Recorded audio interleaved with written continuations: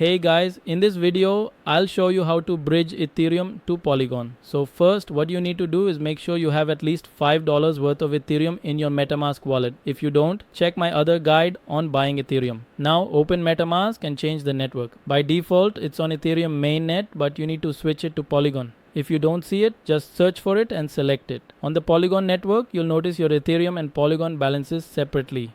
To move Ethereum over to Polygon, go to the Polygon bridge. Connect your wallet using MetaMask, and once connected, set Ethereum as the source network and Polygon as the destination.